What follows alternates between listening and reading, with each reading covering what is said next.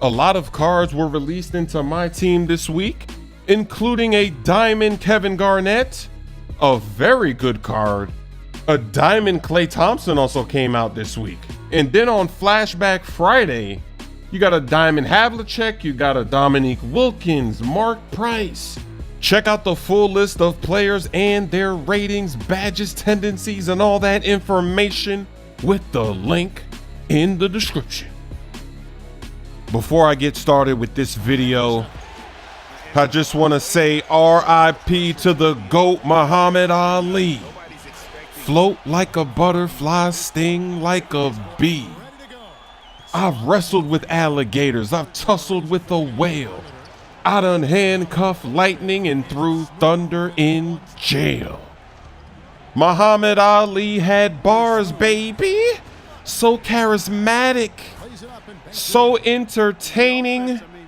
He went up against the government, against critics, against boxers, all at the same time. Rest in peace, champ. Let's talk about game one. My prediction video has me looking like a psychic with the way that game turned out. Sean Livingston had 20 points off the bench. I tried to warn everybody. I tried to let you know that he was indeed the Cleveland Cavaliers murderer.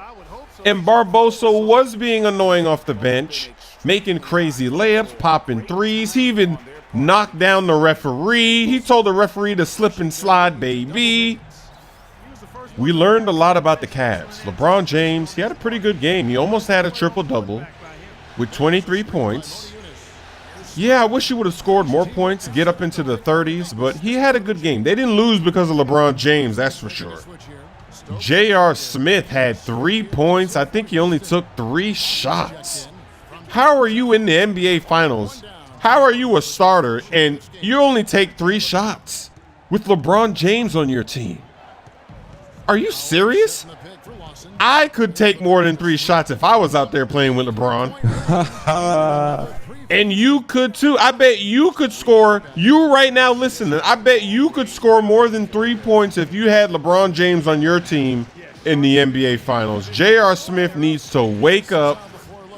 He just disappears in the finals. He did that last year, and he's already done it here in game one. Kevin Love had a decent game. He finished with 17 points. I did say that for the Cavs to be successful, he needs to score at least 15 points, and he did that. He made a few threes. He scored in the post a little bit, and he even played some decent defense. I was actually impressed a little bit by his effort in game one. That is a good sign, but the problem that he's having is in the post. He's going too slow. The Warriors are running a lot of small ball. They have a lot of shorter defenders on him. He had guys like Iggy, sometimes even Klay Thompson. And what the Warriors would do is they would just simply bring a double team. He's taking too long. He catches the ball with his back to the basket. He's standing there. He's waiting for a reaction from the defense. If you have a mismatch, if you have Klay Thompson on you, just do your move. Catch the ball and make your move. What are you waiting for? Why are you waiting 5 to 10 seconds and allowing them to go and double team you? The Cavs, I don't understand what they're doing. Kyrie, they're running whoever offense on Kyrie. It's some murder out there. They are really running whoever offense on Kyrie. Now, even though the Cavs dropped this game, the good news is that they did come back in the game in the third quarter.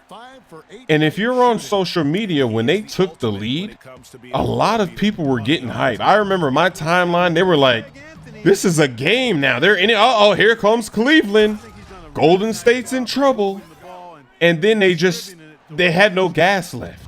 When the Cavs went up by 1 point, and then I think even by 3 points, the Warriors responded with a 15-0 run.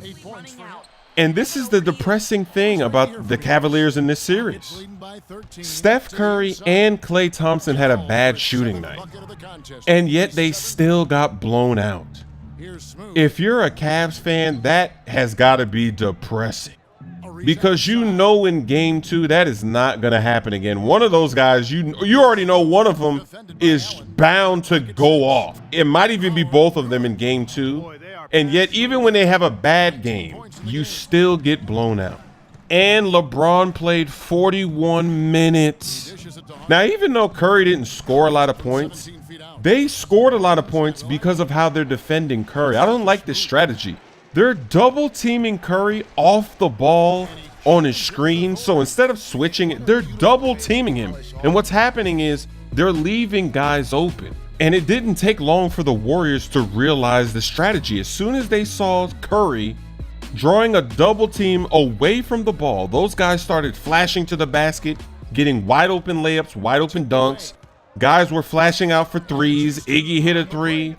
And they seem to be leaving Draymond Green wide open. They have decided that Green is the guy they're going to live with shooting the wide open three. Now, Green, he's not a knockdown shooter. He's not a sharpshooter, but he's a pretty good three-point shooter.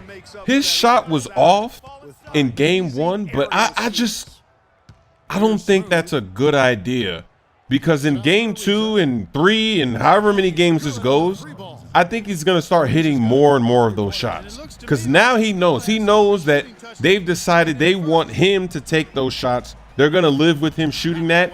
And you already know how he's going to respond. He's going to start knocking them down at a higher rate. He doesn't need to make every one of them. He just needs to make enough to make them second guess that decision to leave him open. Game 2 is going to be very interesting because we get to see if Tyronn Lue is actually a good coach or not. What adjustments is he going to make from game 1 to game 2?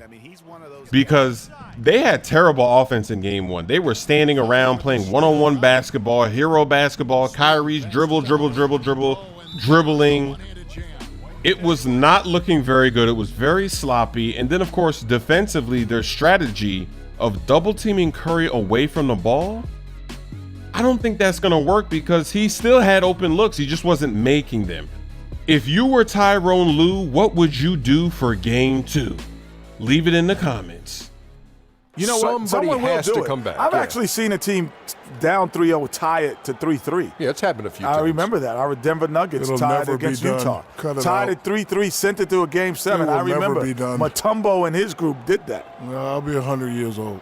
I won't be here, so it'll never be done. Because if I'm not here, I didn't see it. So if you